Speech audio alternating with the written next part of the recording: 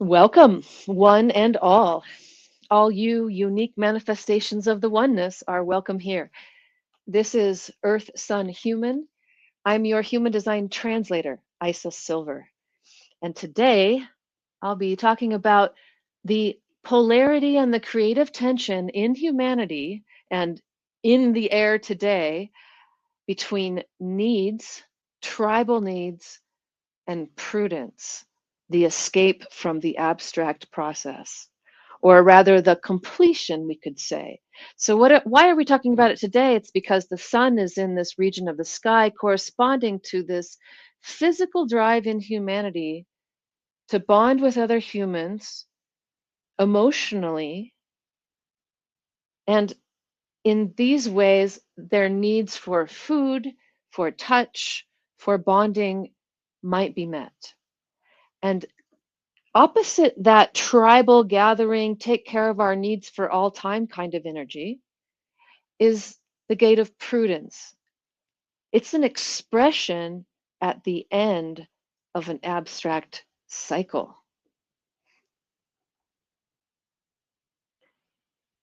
This expression says, I remember, and it wants to be left alone to reflect on what happened in that abstract experience. Because remember, these experiences, these collective abstract experiences, they're not necessarily supportive, like the needs, like the tribal needs getting met. And they're definitely not logical, but they are experiences that grow us as humans. And so, in this polarity, we can recognize that they are a yin and a yang to each other, tribal needs and escaping from the other humans, but they are also opposite forces that keep the yin yang wheel going around. Now, each of these gates, these regions in the sky where the sun and earth are moving, has within it 6 different frequencies. It takes about 22 hours for the sun to travel through one of these 6 frequencies. And I'm going to share these because I love these kinds of details in human design.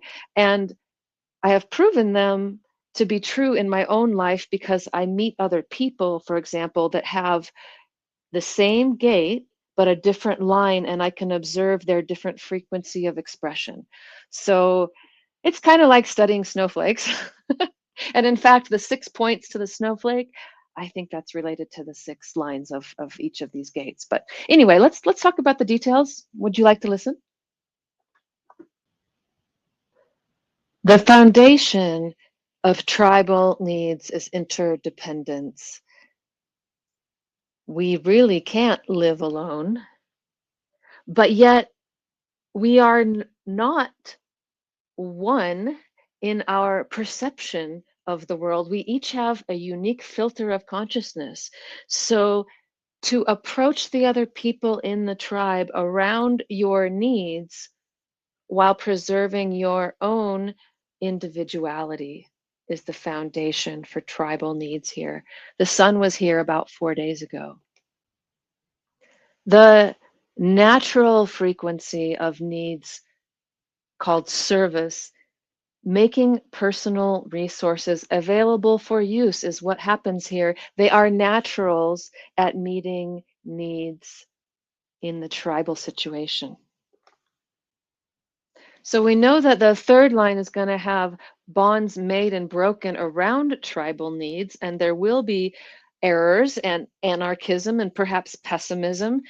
This is the third line experience, but the result could be dedication, dedication to the tribe, and ease in living if accepted by others with the right bonds.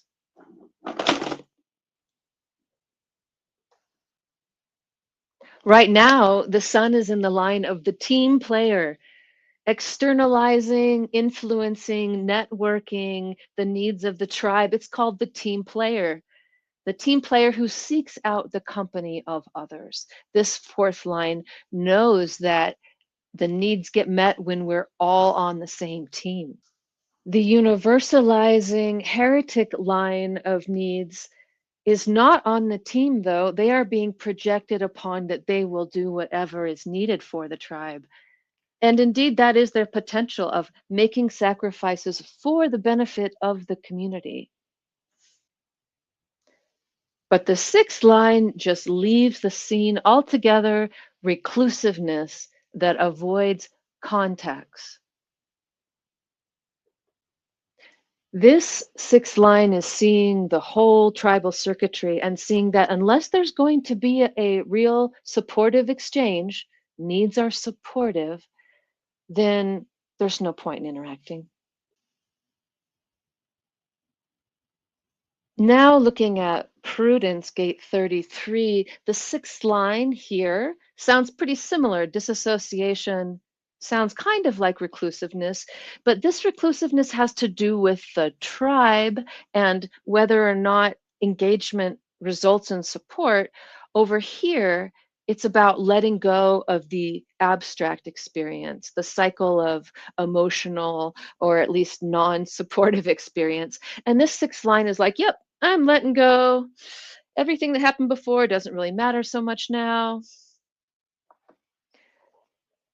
Meanwhile, that universalizing frequency of prudence is about keeping one's intentions secret, about sharing at the right time, not letting other people know what your intention is, but sharing at the right time. That person has the right timing for sharing remembrances. That's what the collective wants to see here. The opportunist frequency of prudence, we can call it dignity, dignified retreat for regeneration. There's an explanation, there's an influencing with retreat here. The fourth line wants to get that out. The third line is quite challenged. Trials and errors with retreat. Trials and errors with coming out of collective process and whether to share it or how to share it. The possibility here is maintaining the spirit in retreat. The shadow here is burning your bridges on your way out of experiences. The light side here is the ability to find calm in retreat. And this is my personality, Saturn. Still learning about it, recognizing, in fact, that I can find calm in retreat, and I do it a lot. And that yes, there has been bridge burning, but less so now. And in fact, I've recently related with someone who puts this third line into detriment. You know how other people's activations, other people's planetary activations can actually bring out the shadow side of your own. So I'm pleased to announce that I didn't burn bridges around relating with this person in retreating from relating with this person. So there's my little bit of growth. The second line doesn't even have to go through any of that. They just naturally surrender to the abstract whatever, and it's time to just give up, because that's what's happening here in gate 33. It's a stop codon. It's the end of a process, or rather the end of a cycle. And what's the foundation? It's called avoidance. But avoidance when one is in an uncertain position. The potential, the bright side of avoidance is just recognizing that you're in a position, in an experience, and that retreating is a wise thing to do. But on the shadow side, it's possible, it happens to us all probably, that stimulation can overwhelm us, and we can assume that we should be courageous and go forward into an experience, but it's actually a foolish thing to get into. It's time to retreat. So now I'll see if I can share my personal experience here. Gate 33 is active in me. I don't need to be, don't have much learning to do about the spirit of prudence, but I don't have gate 19, and I don't have an emotional center that bonds me to other people easily. So I've had to learn about expressing my needs. What are my needs even? And this has really changed me in the last couple years as people have helped this thick-headed manifester learn that, the ambition for the tribe, which I carry, isn't the same as recognizing the needs within a tribe, or recognizing even that tribe isn't necessarily the traditional word anymore. A big percentage of us don't have tribal relationships with our own parents, for example.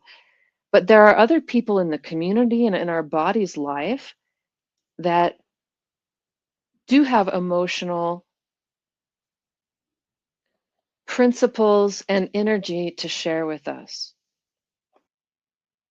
So thank you to the 64 Keys team for helping me learn this by giving me words to understand these forces in the human experience.